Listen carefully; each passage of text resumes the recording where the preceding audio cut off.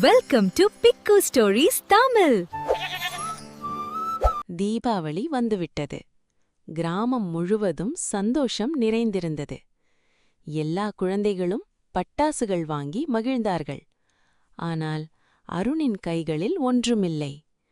அவன் அமைதியாக மற்ற குழந்தைகளை பார்த்து கொண்டிருந்தான். அதை கவனித்த நண்பர்கள் ஒரு சிறிய முடிவெடுத்தார்கள். அவர்களிடமிருந்த பட்டாசுகளை அருணுடன் பகிர்ந்தார்கள். அந்த நிமிடம் அருணின் முகத்தில் மீண்டும் சிரிப்பு மலர்ந்தது. அந்த இரவு நண்பர்களின் அன்பு வான வேடிக்கையை விட அழகாக ஜொலித்தது.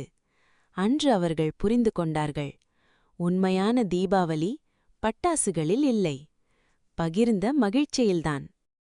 பட்டாசுகளை விட நண்பர்களின் அன்புதான் அதிகம் ஜொலித்தது.